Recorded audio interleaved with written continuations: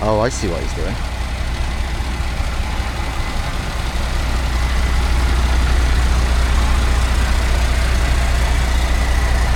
The lorry has a new back. And Thomas has been trying to line it up. It's so dodgy. It's so fucking dodgy. So you're doing it with, oh, you're doing it with 2 forklifts, I see. Yeah.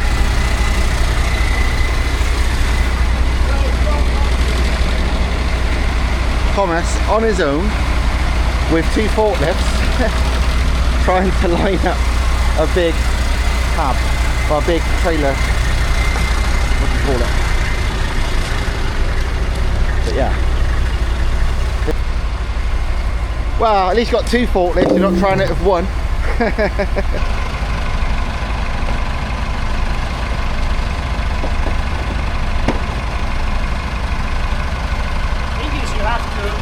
Center it, because chassis is there and you've got the brackets that sits on the chassis. Yeah. To the millimeter, not centimeter, millimeter. And then you have to forward as much as possible 3 inches from the cab, but if it's still there, it's going to catch my cab. So it just has to slide in. Yeah. I don't know. Well, at least you got a nice flat surface to do it on. Oh yeah, maybe not. But last night, when this arrived, it was black here. Yeah, it is. That's the trouble. This place is pitch black, like you can't see a thing. The face, because obviously the guy who delivered it, we took it off, and then I went fine into this, just with the torches in, the guidance. Yeah. This place is so dark when it's yeah. At night, you cannot see your hand in front of you there. Here, it's truly black. I'm gonna move the body, the chassis back a little, because it needs to be 6 inches forward. The problem is, I'm gonna show you. It has to, so that bracket there, that has to be here. It's this side. I don't worry about this, it's plastic, I'm gonna show it out, it's like zip tie.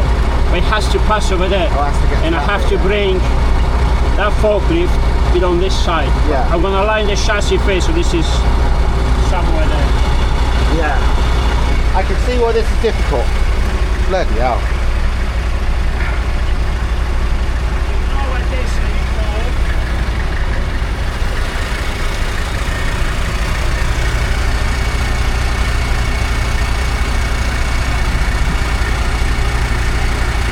I always thought jiggling around a gearbox input shaft to get it to fit into the clutch was annoying, but this is another level of getting things perfect.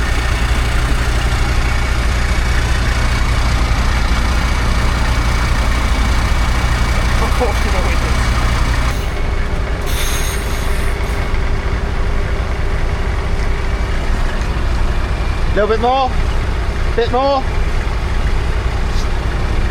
Oh, can you go a real tiny bit, like ½ an inch? A little bit more? Yeah, perfect. Wow, you might have to go another couple of millimeters maybe.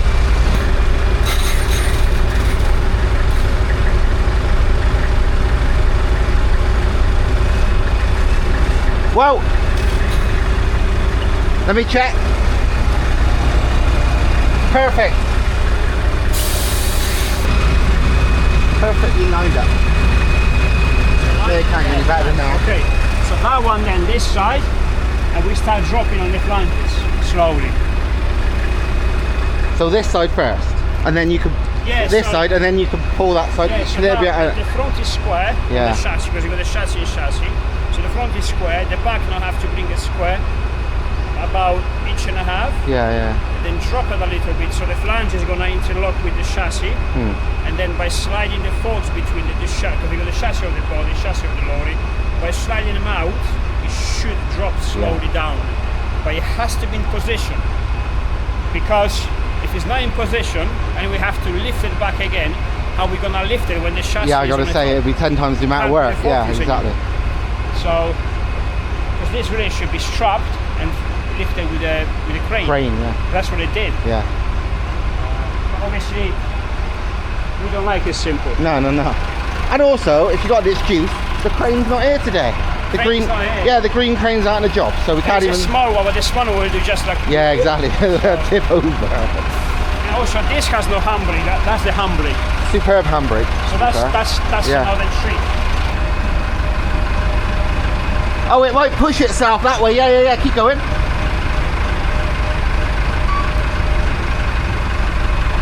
Yeah, it's beyond the bits now.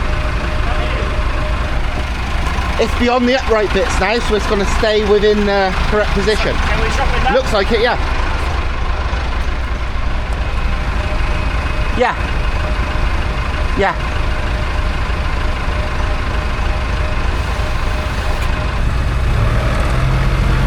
Whoa, it's working.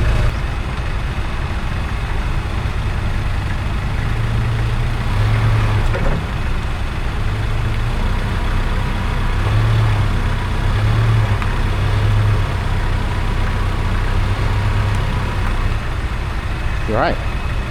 You're right.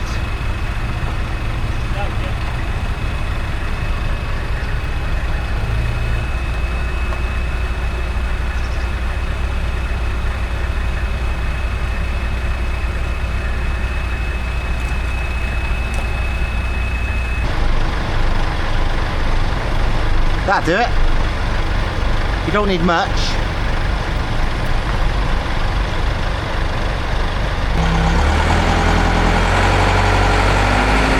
Yeah, thought it would.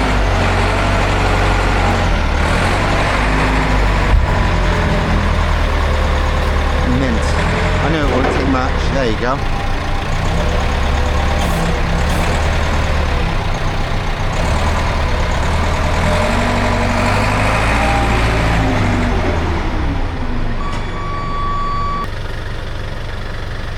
Yeah, once you drop this down, that should be it then. Oh.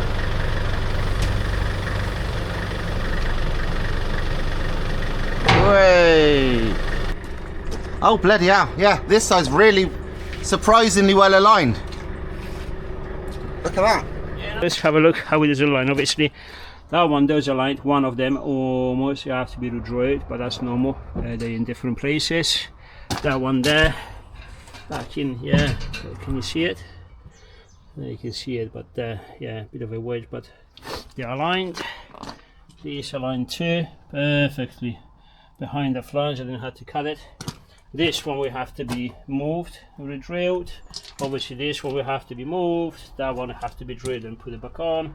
That one there as well. That one, and this one here, and that one there.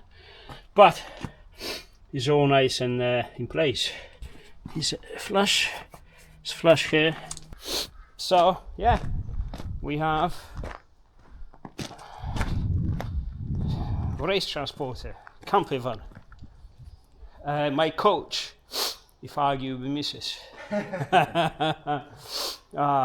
So I think we're good to get some breakfast. Whew. So much fucking work. And if you do everything on your own, well, good job that Steve actually painted the frame. You know, he's kind of like removed the rust on your superficial one and painted the frame. It was a few days job, because that's something I cannot do. I don't have a patience for that. But all the rest is like the immensity of the job. If you do it on your own, it's overwhelming sometimes. You don't have to think about it, just do it. All the lights are fitted, side bumper is fitted, exhaust. I'm putting back the original exhaust. I'm gonna explain why in a second.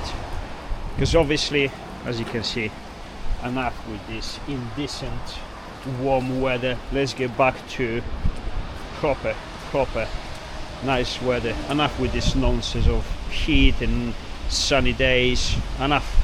Let's get back to be happy and wet. Anyways, let me turn the side lights off. They're all working. The ones on the cab, there's a bulb finished too. Well, it's been outside to change it. The back is nearly done. I need to seal this nicely. Partition will actually drop down. It was there. Removed. The side lights on the top working. It's just these are fitted. Well, have I ever changed a Lorry's tires on the wheels? No, but I'm late. Anthony's not here, so because he's supposed to show me how to use the machine, but I had to figure it out on my own. To be honest, you know, you do the thing slowly, get a hang on it, and yeah, tie it on. Not that difficult actually. So we're gonna blow it up, and we're gonna see how does it stand, because this is actually a different offset, so we're gonna have some stands on the Lorry. Yeah, these are super singles, so much wider than the normal ones. I'm gonna show you the difference.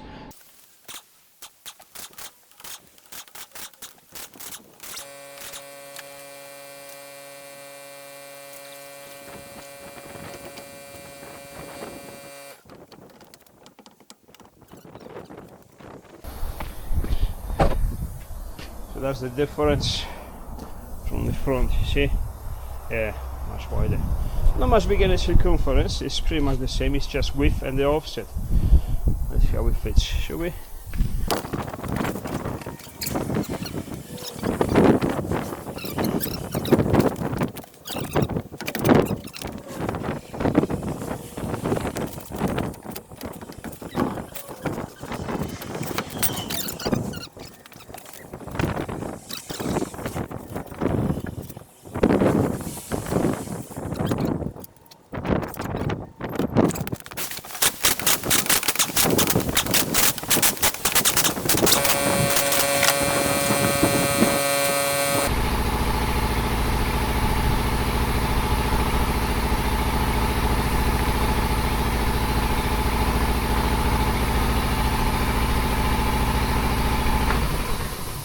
Well, let's have a look, shall we?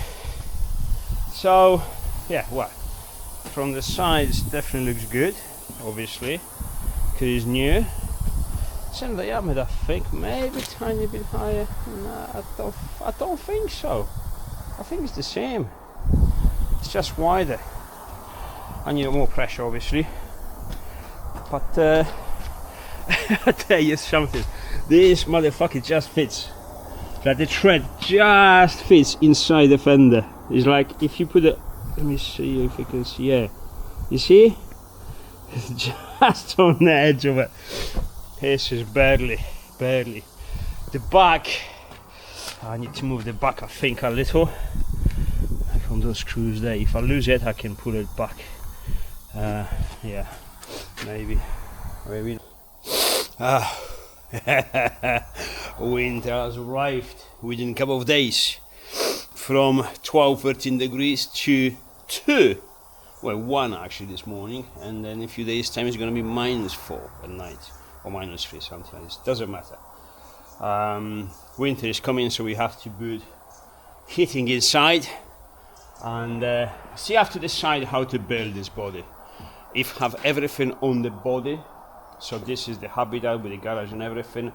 In that way I can take it off this chassis, put it in a different chassis. Maybe one day I'm gonna get rich and get myself a 6x6, which I have no use for anyway, but it will be cool. I need obviously the floor to come out from here, stairs, because you have to get up here somehow. Anyways, now camera is on because I want to show you how to change these parts.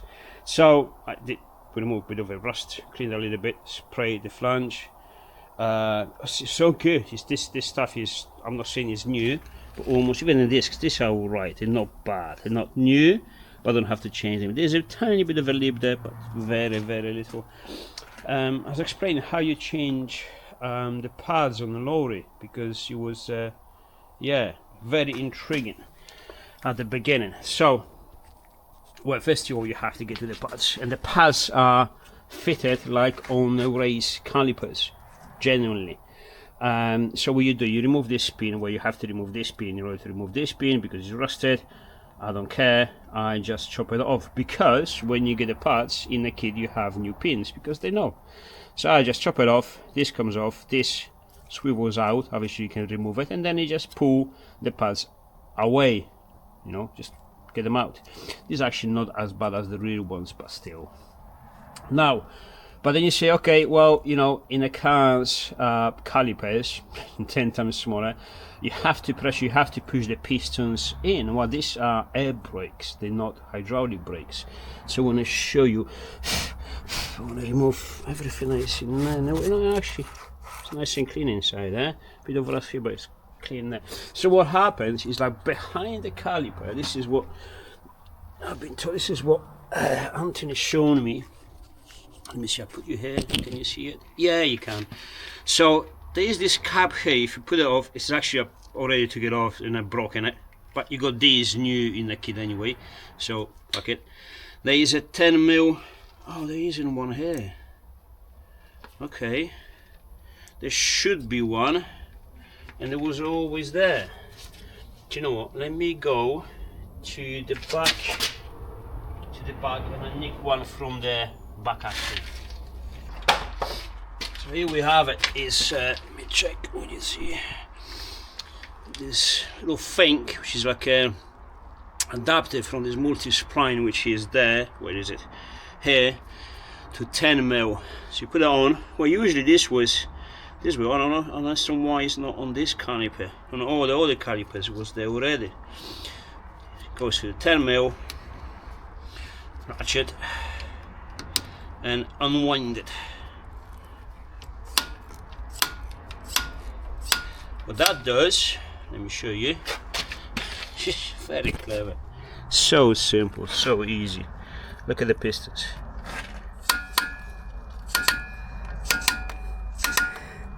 Both of them.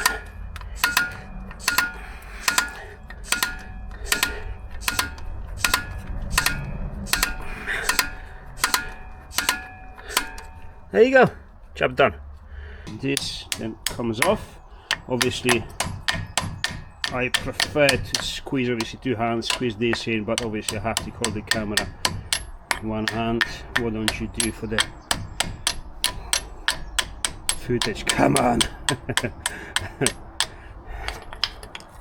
Oh, there you go. That comes off. Obviously you need to clean a little bit and then get your parts out.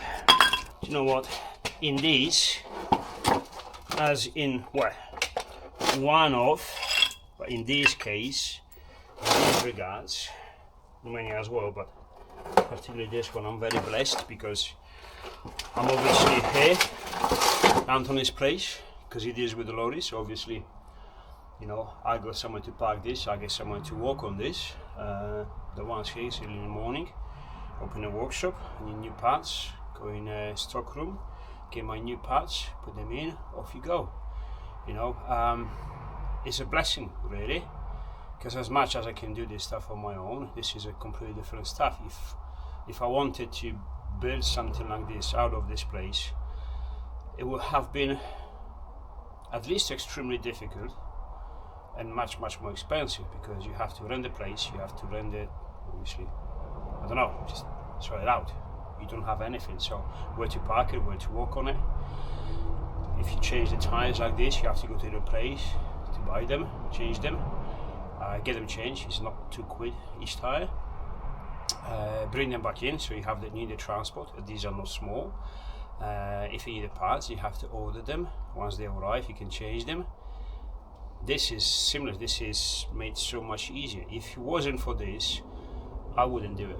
I wouldn't do it. You maybe do it a different way, just get one already done or something, but it's just wouldn't happen. I prefer this way. So it is a blessing. It's a big blessing as well. You know, can't deny that. And I'm very grateful for this. There's a lot of people I see come to his place in his face, and it's just like almost like abusing the place, then his kindness, and because he's a really good bloke, and it breaks my heart a little bit. Obviously I have to hurry up because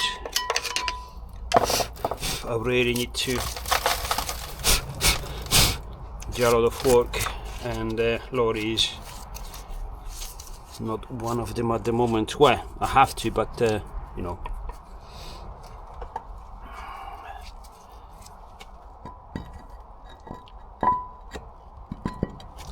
the precise, very precise fitment, so you have to actually give it a bit of a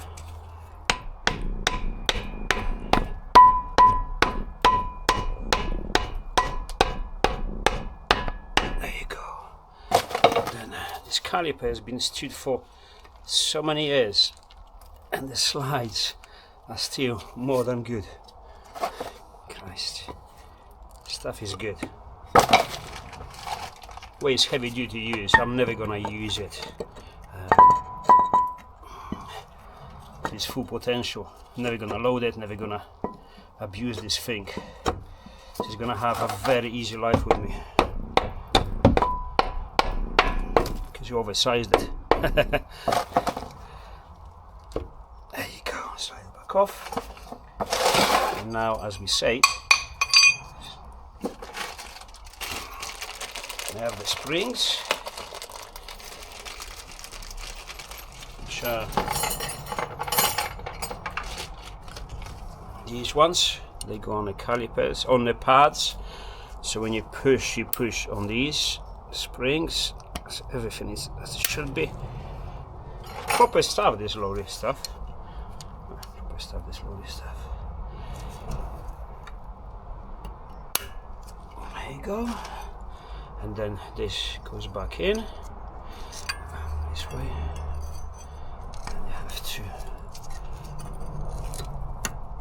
get back in. New pin.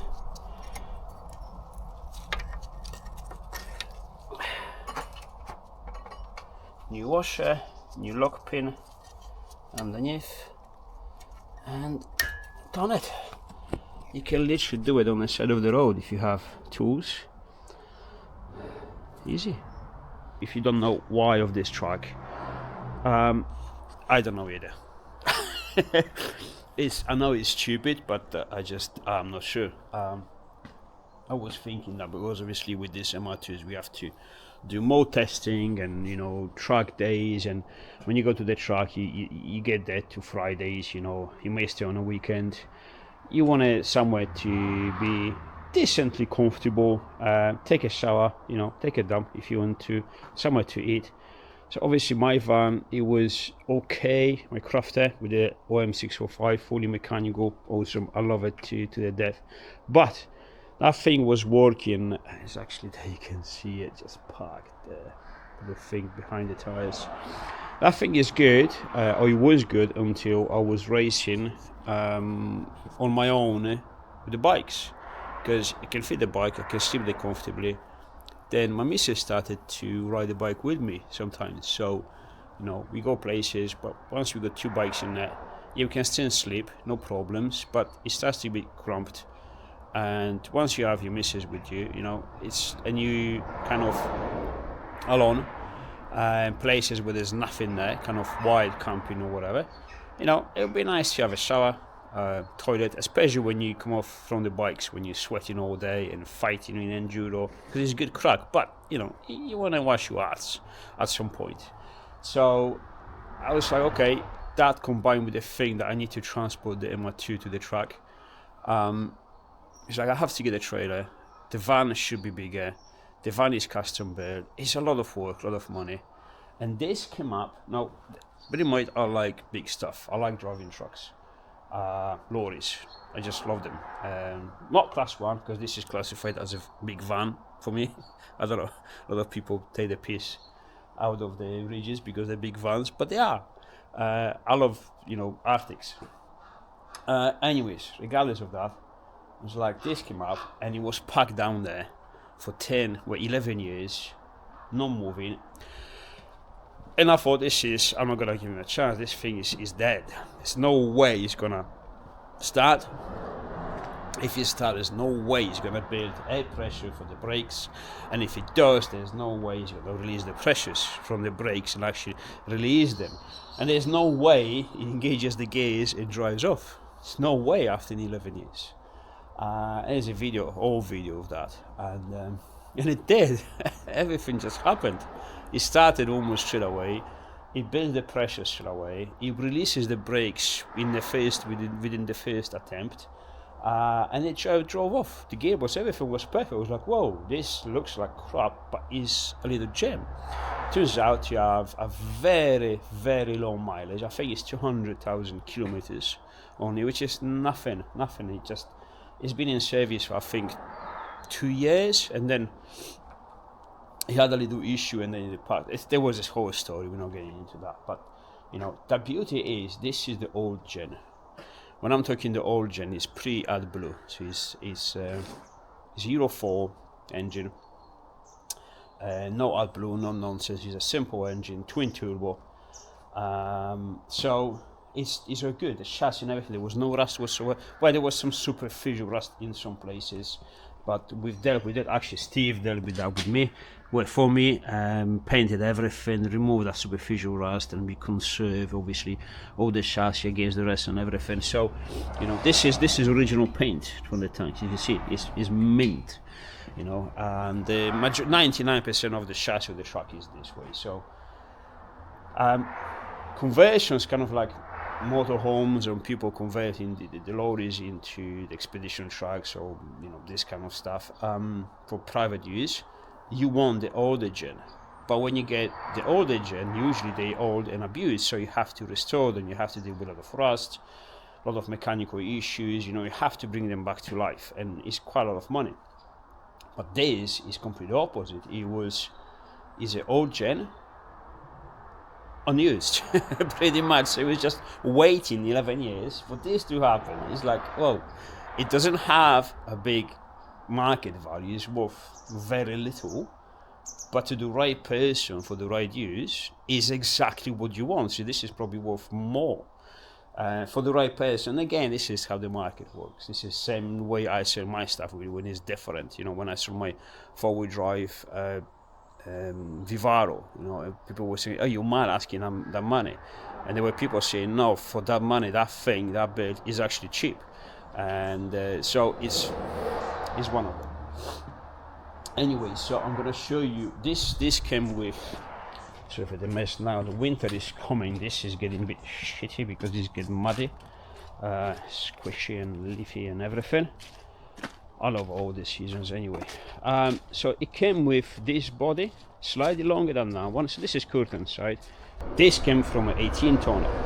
So the position on the chassis towards the cab was different, because the cab on the lorry was different too. But luckily, that matching one of the matching mounts matched exactly what I want. I wanted this to be 3 to 4 inches gap between the cab and this, so enough to allow the cab to move, not hitting that, because I want to do like a door to go between obviously the cab and the main body, and obviously prioritizing the space, the length of overall things. So trying to get it as compact as possible.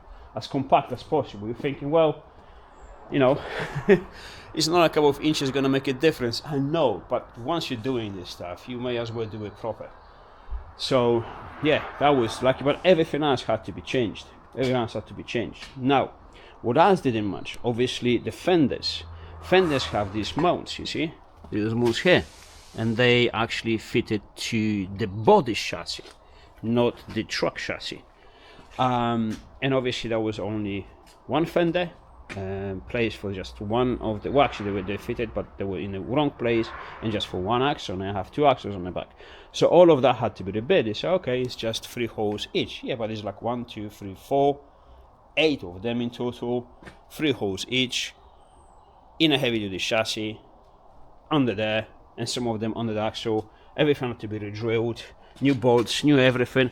Yeah, it's easy, it's just time consuming, much more than I was hoping for. Same with the side bumper. This thing actually swivels because it gives you the access, and then you're there. I'm going to explain what I'm doing there now. Again, this was from my box, that one there, completely different way to fit in it, different mounts and in different places, blah blah. So, but this wasn't too bad, to be honest. This took me just half a day for both sides. Side lights, those here, you have to have them. I have more than I need, and electrics were completely different between the 2 bodies. Read on all of that, including the ones on the top, because you have to have the side lights on the front and on the back too. On the back you have those 2, 1 and 2. I also fitted the cameras, one over there and one over here. This one I can leave it permanently on. It can work like rear view mirror if you want it. I can leave it on. I don't have to engage reverse to put the cameras on. I've wired them differently. So after that, what I've done, I said, okay, I need a tail lift. A tail lift, I want one that goes behind the door. This door I'm gonna change them completely. That's another video probably when I'm gonna do it. So the tail lift is gonna be on the door, and when you put it down, it's like a little porch, but also we're gonna have an extendable ramp, and you can drive the car and reverse the MR2 inside. But obviously that's not gonna do it. That's supposed to be already fitted. Unfortunately, the guy who's supposed to deliver it, who's supposed to bring it over, I still haven't bought it because he said, I'm gonna have to pick it up. Once I have it, I'll let you know, you buy it and I'll get deliver it. He didn't pick it up yet, so I was like, well, you know, this thing has to pass MOT. It is easier for me to refit the old tail lift that I had instead of building a bumper with the lights in, because that's gonna take me 2 days and that's gonna take me only a couple of hours. Well, what do you know? Because I've changed the body length a little, this is a foot shorter, so a little bit less of a overhang. I had to move the tail lift inside the chassis, and it's like, oh, that's easy. Well, it is easy, again time consuming, because it wasn't just a matter of moving a couple of holes, it was a matter of moving a couple of holes, put this in the right position, fit in the right position, finding it out, and then notching the chassis as well. So to save 2 days of work, fitting, you know, making the bump and all the stuff, I've decided to fit the original tail lift, because it already has the right wires and the right lights. Just plug everything in and it works, which expecting 2 or 3 hours, it turned out to be 2 days anyway. So but hey, number plate had to be replaced because on the old body is there, is here, the lights and everything. Yeah, loads of stuff. It was time for mechanics to just make sure everything is right, which it was, but old stuff. So fitted all new brakes, brake pads, discs that were still right, because again, very little use on the truck, so they were good condition, not mint, but really good. There was no point to remove them and replace them. Pads, it was 2, 4, 6, 8, 12. 12 pads, 1, 2, 3, 4, 5, 6, 7, 8 wheels, and 8 tires. 2 brand new. The rest on the back, the back ones, they were okay. Still up to date, not old. So I just changed the wheels on them. On the back, second hand, really good condition. Almost new tires, and front, that's the beauty, much bigger wheels, were different stance wheels, because these actually they go inside. So the original wheels, they finish here, so this is much wider and has different stance. It gives the truck a bit of a stance, because why not? So they are massive, much wider than the original ones, and they stick out. Well, fenders barely cover the tread, so yeah, it gives it a bit of a nice stance, I would say. I know. Painted this black. I have to paint this black, that black, and the mirrors, because it's all plastic and it's been sitting in the sun for 11 years. It went grey, so we have to refurbish that, including this too. So the rest is good. We're gonna have a contrast white and black. I think is good enough. So yeah, new batteries, both of them. This stuff is not cheap. Obviously, the whole service, fresh oil, fresh filters, fresh fuel filters, fresh fuel, check the pickups, blah blah. Next step is we have to go fit a new tachograph, because tachographs, you have to change the batteries in them, I think every 5 years, but it could be bullshit. Can't done wrong for how long you can have the battery, but you have to change them. If you don't change the battery before it actually runs out, there's a big chance of a tachograph actually being broken. You can break it, and actually that's what happened, which I thought that's bullshit. You put new batteries and be fine. It's like, no, they need a backup memory apparently. If not, you can damage them forever, and that's what happened with mine. So new tachograph in. You're thinking, well, but this is private AGV, right? Yes, this is going to be registered private AGV and an exempt from the tachograph. However, with all this legislation and all this bullshit changing constantly, and I want to have the possibility to have a tachograph anyway, because I got the card, I got my CPC, I got everything. I can drive lorries. Just in case. I don't want to argue with people, even though if you ride sometimes, especially these days, you see how police approach you and DVSA and all that stuff. It's just yeah, you're right. I do what you want. Better that way sometimes. Because I had an argument, for example, if this is going to be used for the private use, complete private use. Let's say I'm going camping. I'm transporting my own car. In that case, my race car, my MR2. Which is split with road car, so I can use it in the small towns, whatever, because it's gonna fit on the back. Apparently, it's classified as transporting goods, so you still fall on the regulations of tachograph and CPC and all that stuff, which is kind of bullshit for very simple reason. If you look at the definition of goods, is stuff for sale. That car is not for sale; it's privately owned, blah blah blah. So it's actually not classified as goods. Same if you put like a bicycle inside to transport it with you, so when you arrive to the beach you can cycle. Same thing. It could be classified as a goods. At that point, it's like, well, don't you classify as goods? You can say the sofa that I have inside is goods. It's bullshit. So obviously, ultimately, that you want to make it look as a motorhome and register as a motorhome. That way, it's even better. But anyways, tachograph is going in because you can have something that simulates a tachograph, but it's actually not tachograph. The truck needs it because it's kind of wired into the ECU, into the brains. For everything to function correctly, tachograph has to be there. If not, you have to have an emulator. But emulator, then you don't have a chance to actually use a tachograph because it's not a tachograph. So bit of complications. I just went safer mode. So yeah, tacho's been fitted. So yeah, we are currently in a traffic jam almost. Going out, Hereford, big traffic hour. Oh well, the joys. But no, it's all good. Tacho's fitted, everything is working. She seems less gutless, so it was probably some sort of remote. Like again, half the stuff doesn't work if you don't have a working tachograph on it. So now she's good. Happy days. One step closer to be officially and 100% legally back on the road. I mean, it's easily now because we want to try places and all this stuff, but almost there. I got the pressure sensor that is playing up. I know it's a pressure sensor. I found the prick. We ordered one and it's supposed to be here on last Friday, and it wasn't. It says Monday, which is today morning, and it still didn't. So I had to leave for the tachograph with the old one. What I did, I cleaned it, a lot of WD-40, a lot of pressure, and it was fine. And then yeah, sometimes it just plays up. That's what you hear is beep beep, and then starts working okay. Yeah. Other than that, she's sound. Oh, good.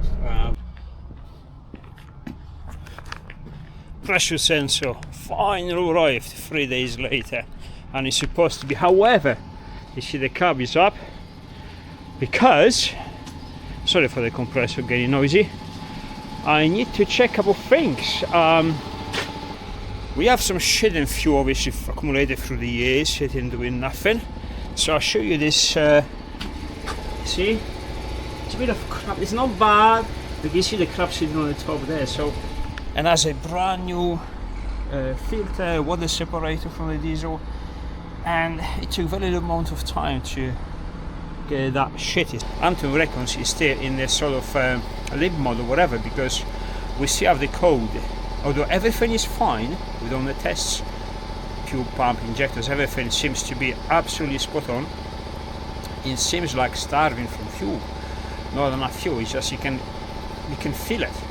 Because he was like, I was almost like alright with it. It's like, okay, it's not too powerful, but okay, it's only 280, maybe that's why. But he's like, no, mate. He's like, this is twin turbo. This pulls from the bottom like a train. He's like, no, it doesn't. He's like, well, something's wrong. So yeah, and because he tested obviously before.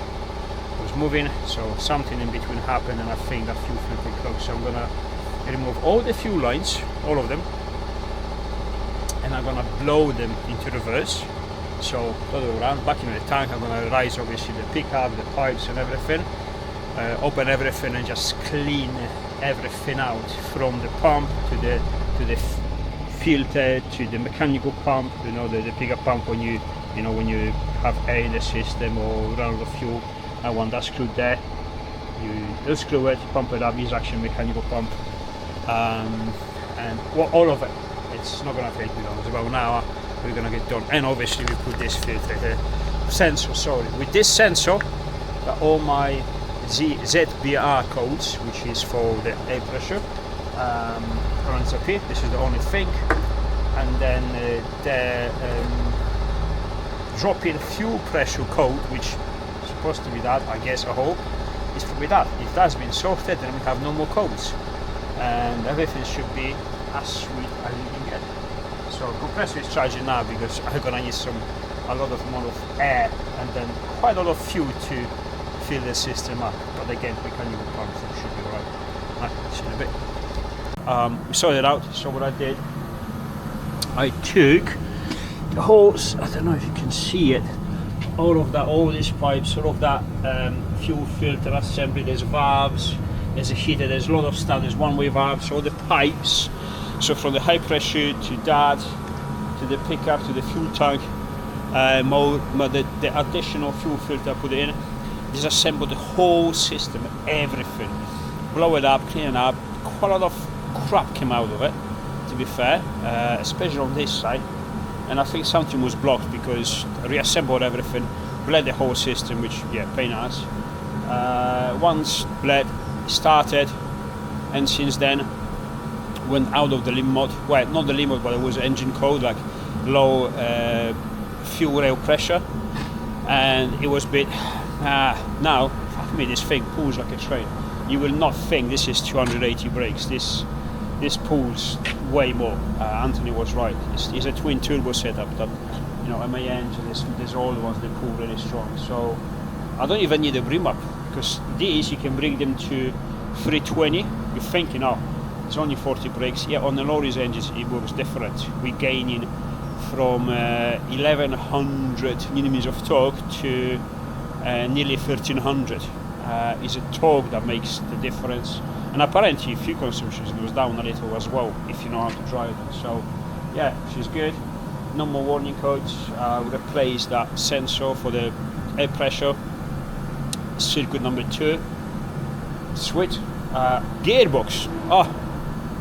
It's combined obviously with the engine torque on the load. The gearbox was going a bit stupid before. I didn't like it.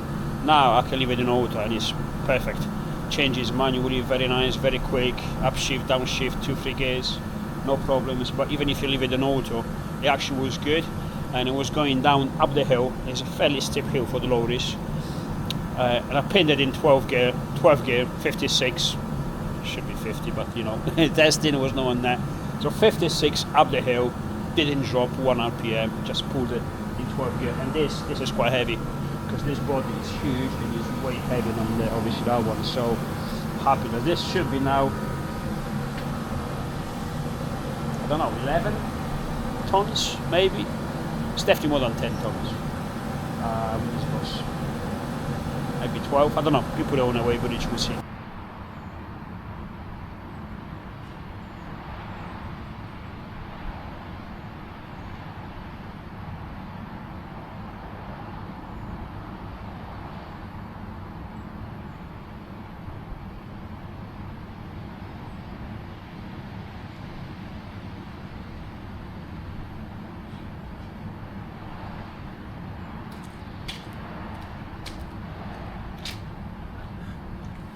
So, just for the records, I would prefer if they just come on without this fancy, you know, bullshit. But it is what it is. These are the cheapest spotlights you can get on eBay. But we've tested them at night the other day, and they're powerful. They're good. I mean, they're really good. So yeah, I was saying, so one of these, genuine proper ones, they cost between 250 and 350 each, and above all of these for 140, 150 quid, 4 of them. And I said, you know what, if they work at, let's say 70-80% as good as the genuine ones, but they cost a tenth of the price, then no brainer. And they work good, I'm happy with this. So yeah, there's a bit more lighting coming on. We got the paint, so obviously we're gonna spray the days, the bumper, the other side of the fenders, the mirrors, all of them. The air intake on this side, everything is plastic. That used to be dark grey and it's just faded out in time in the sun. I'm gonna refresh it nice and black. I want to do a nice contrast, white and black, so it's a good paint. Also, I need some ideas because, as you see, I'm missing the AE from the MAN, and I was thinking do something funny, something stupid. It's 3 letters still, instead of MAN, just, I don't know, Bob or something like that. I don't know, we'll see. Anyways,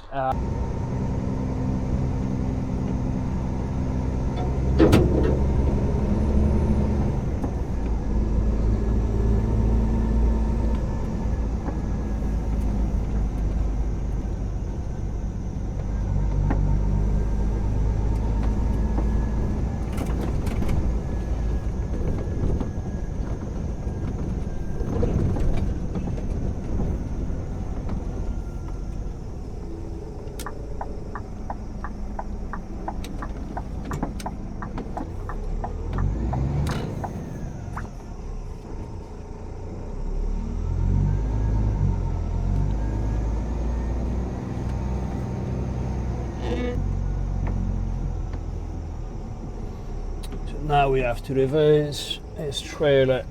I don't know, your camera can show it. New angles there in one of those bays up there. So we're gonna turn around here and go reverse all the way up there.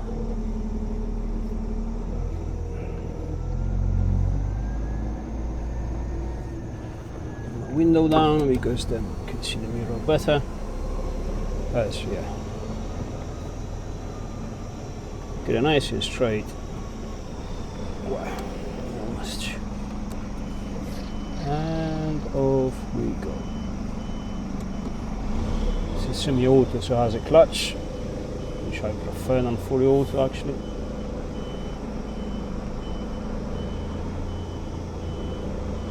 Alright, let's go.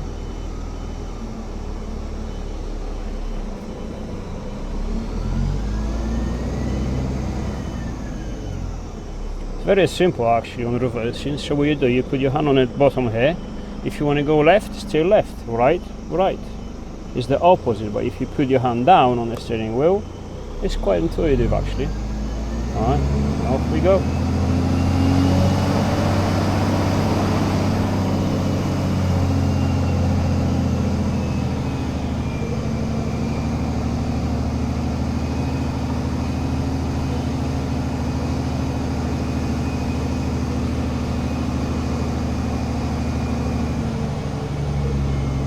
Junction, so we have to be clear of that a little bit, make it a little bit wider, a bit more in the middle of the road, so I can see both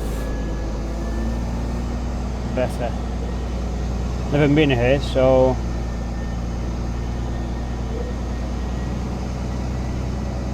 not sure which way they want. I think there's 2 of them. Regardless, all I have to do is just drop the trailer. Once I get there, position myself roughly, see what's going on, and then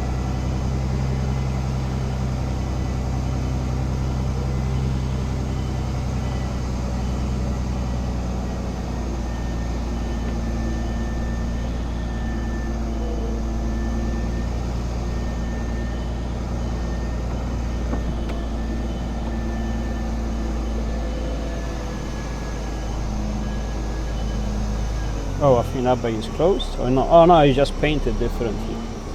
Stupid cunt.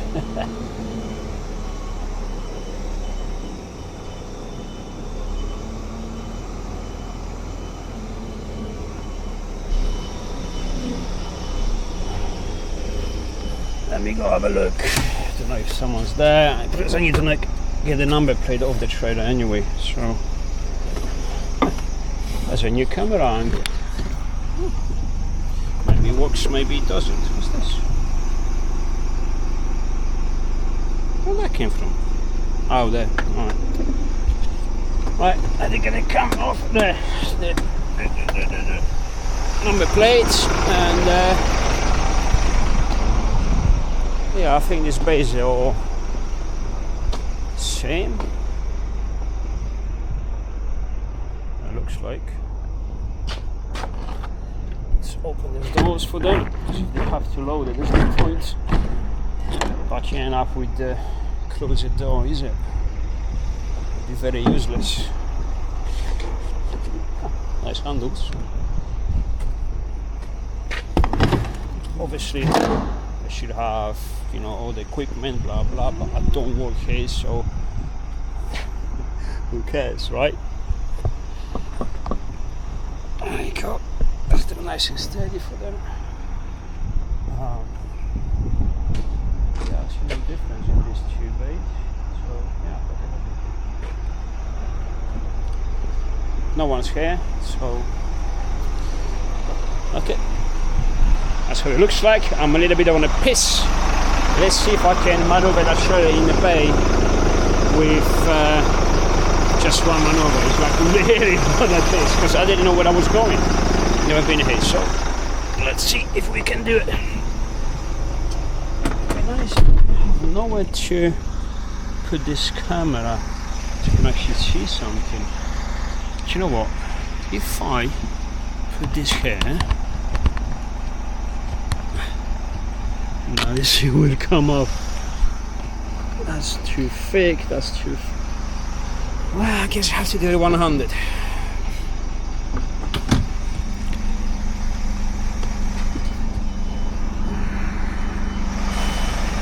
Can we do it 100?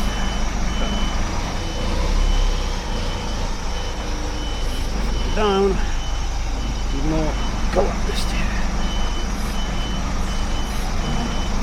Hard. Overshoot the bastard, did I? No. That'll be okay. Now bring the front a little bit to the left and it will be sound. Come on, engage. And will be sound.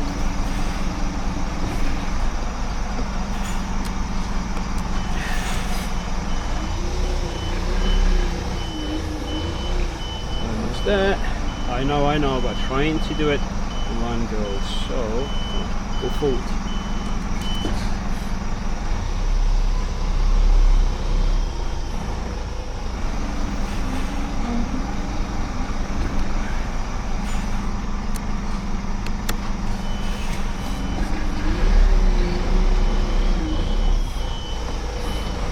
I'm not sure how much space we got in this bay. Seems to be alright. Okay. I wouldn't go in one go. That will go close enough.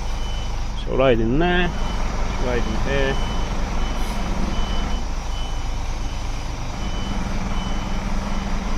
Get it on the bump stop. Gently, because I've seen drivers just slam the door.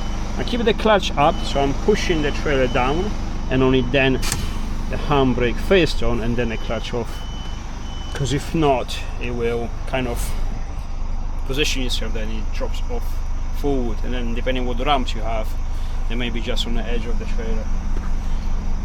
And if you don't, right, just wait. So now what we have to do, we have to get Matthew's Iveco behind there where that crane is, so that needs to go out, that needs to go out, that needs to go out, because that crane has to go behind this lorry here, and then this will have to go somewhere, so I got the space to get that one out, and that one we have to go and reverse it with that grade up is. Yeah, it does get quite busy sometimes, but to be fair, I don't mind it. I actually like it, so don't tell anyone, but I just like driving this stuff. Yeah. So, and there's a big boy there, Bob. I think I'm gonna name it Bob because MAN has a missing A in between, and I want to do something a bit more funny instead of man or MAN. Bob the Builder. Ah, there you go, Bob the Builder. Kind of suits it, I think. And oh, and I have to wash the husky. My van is there. I'm not gonna wash it today because I promised Missy gonna be home earlier today. She's making fancy dinner, so yeah. Alright, I'm gonna leave it 2 days because yeah, there's a moving lorries around. And yeah, yes, I do have hair. Well, a bit of missing hair, but the rest is still there. I didn't have any hair for years because Mrs. likes when I shave my head, but yeah, it's winter, so let's get some heat in the head. See you soon. You can barely see it, but panels are on, all 4 of them. That's 2 kilowatts. Need to clean the roof, use the old mounting points and do sort of like a basket or whatever there. And I think we're gonna wear out those lights today.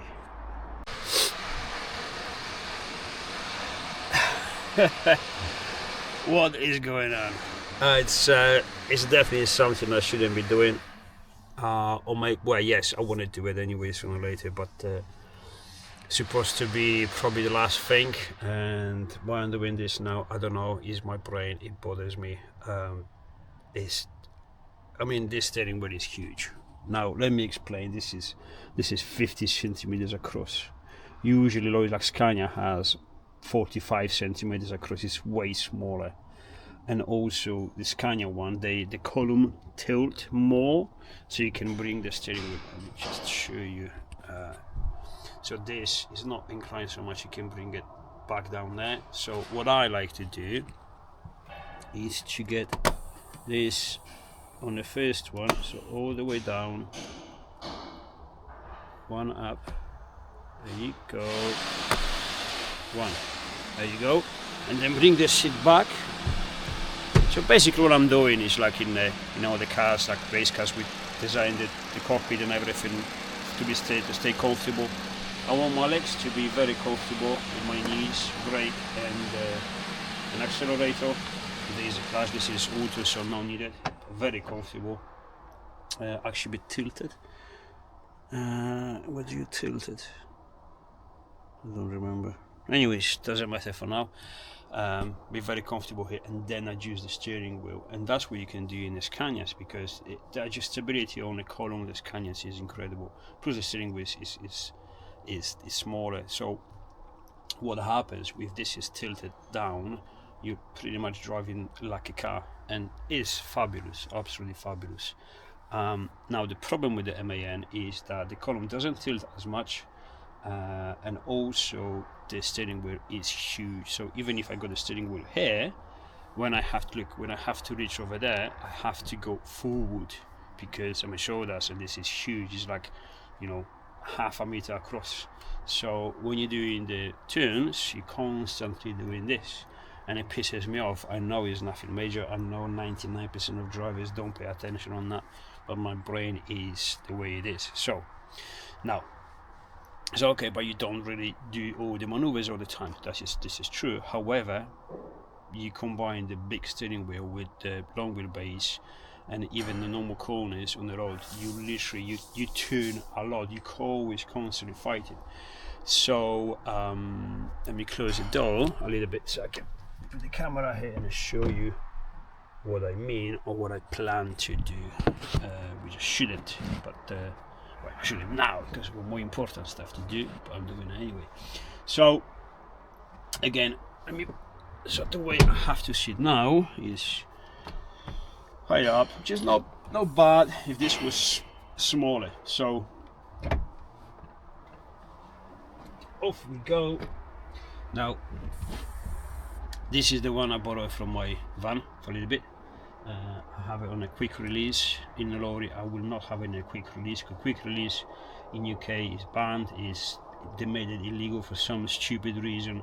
I'm not gonna argue, not gonna get into that argument, but yeah, in this I will not have anything that is not compliant or illegal, because it's too much of a risk. There's no point. So it will have to be fixed, and it will have to be slightly bigger than this. This is for my van. I love it in a van, it's good. This is 350 mil. I ordered one which is nearly 400, 380. Couldn't find any 400s, only 380, which is slightly bigger than this. Is in between this one and that one, much smaller than that one. And if you pay attention, so if I put this here, this is exactly the same position as the big one, which looks ridiculously small against the old one, but this is more like it. But it's still tilted. However, I can now just turn easily here. I don't have to move forward. The problem is, because it's so small, I can go forward, which no problems, but then I'm very uncomfortable with because too much exaggerating now, something like this, which is not bad. I'm very tempted to leave it as it is, but the thing is, I really want to go back and down, and this is just a little bit too far away, and you're driving this way instead of this way. So what I'm trying to do is to disassemble all of these, and there's a mechanism there for the column. I'll show you. Bottom is on the floor, and I may stupid when I move it over there, so you can tilt it forward and back and up and down. Obviously I have it all the way up and all the way in, but this tilt in is just not enough. It tilts in a decent position there, and I think if I get it from here to here, that will mean. Now I'm not sure how much the U-joint has its limitations. On Scanias is way more, but I need to test it, I need to try. So I have to get to the mechanism, see if there's an adjustment, if there's a bit of trimming, blah blah, and see what I can do. I'm not going to do anything stupid, because obviously, again, this is a Lorry, it's not a small car. But if I can, I want to tilt it back. He's like, okay, is this really so important? You just shut up and drive the thing like anyone else? Yeah, as a matter of fact, it is important for me. I know it's stupid for the rest of the population, but for me it is not. I take great joy of driving, especially big lorries. I absolutely adore it, I love it, I really like it. I take massive pleasure in doing that. I could drive them as a daily. I could drive a Scania tractor just as a daily. They are so nice. So I want to bring these to be as nice to drive, as close to this kind of drive as I can. Now there's a friend of mine who is huge, massive arms. He likes to stay on the top of the steering wheel and just drive it like this. Great. I'm not a person. I like it completely different. So yeah, I'm doing as far as dismantle all of this for maybe a chance to tilt the column a little bit more down and put the steering wheel down there. We keep going with the wiring. Lights out. I've changed. Look, moron. Yeah, moron. I say, okay, I need some lights. What the lights MAN uses on the headlamps? 8.7s. Yeah, right. It's a fucking Lorry. It's 24 volts, not 12. So I put the bulb on, obviously the light on, and it didn't work. It was like, oh, I got scammed. Why does it work? And it's like, oh, this is, and it was really bad because, yeah, 24 volts instead of 12. What'd you expect? Anyways, to the pan off, the first one, the beauty of actually working on these things is easy. Once you understand this is built with sense, with common sense, which, you know, with the common cars, we're not used to that stuff anymore. Somewhere there. So yeah, you got all the junctions here for the front of the cab and everything. So lights, that is the plug for the lights. There's 3 or 4 of them, can't remember, I found 2 will be enough. For the side lights, I've crudely just connected the side lights. These side lights are just LEDs. I will show you. Put them on so you understand. And so side lights actually are on. Well, I have to over the bonnet to show you. There you go. There they are. And now I have to put the dip lights, because obviously the main lights, driving lights, I'll leave them alone because you can't use those because they're too bright. But dip beams, you have to be connected to the dip beams, but I can't do it in a crude way because they take some amp. So what I do is, if you see there where they have the probe, there is a negative and there is a positive, big positive here. This is the power output, so power take 24 volts, not 12. I have to keep remembering that, so I can get the relays and all the circuit, fuses, relays here, because this is all like a spare spaces for the relays and everything, so I can use that. There's a direct connection to the cab actually from here, so I can put the stuff in the cab as well, but no, I'm gonna use those. So yeah, I think one relay should be enough for them. I need to check the amperage, but I think should be alright, because they're just LEDs, they don't actually consume that much power. So yeah, I'm hoping within half an hour I got this working, so see you in a sec. We'll see how it goes. There you go. To be honest, I don't actually like it. I prefer it just come on without that fancy bullshit, but it is what it is. So there you go. Quite simple actually. It's just a little bit of time, obviously doing the wiring. Like I said, I crudely just took the power out there. Well, there's a power output. Plug myself into the original plug for the left side light, side lights. Yeah, power takes off directly from there because it's just LEDs, so very low amperage. So that should be okay. If I'm wrong, fuse is gonna pop up, I'm gonna know it, but so far it's been good. I left them on for a long time.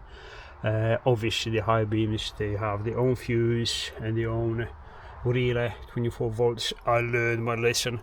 I have to secure off this, put all the panels back on, remove this one here. This was just for testing, and we can close everything because yeah, we've got the lights done.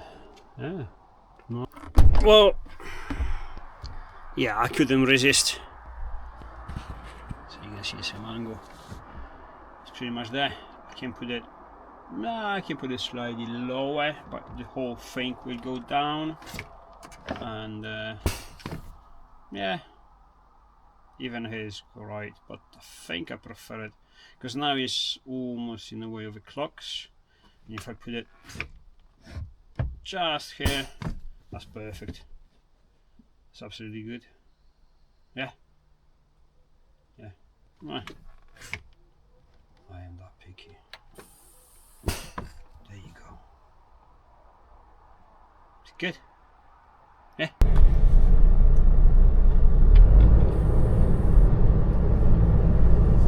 No, that's okay, that's fantastic, honestly. I think we're onto something.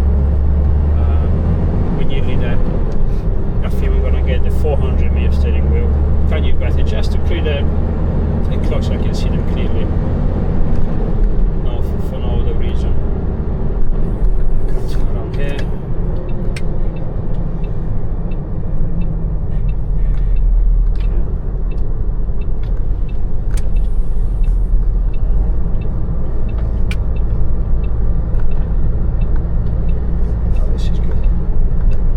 So much better. Such a little fake and trivial apparently, but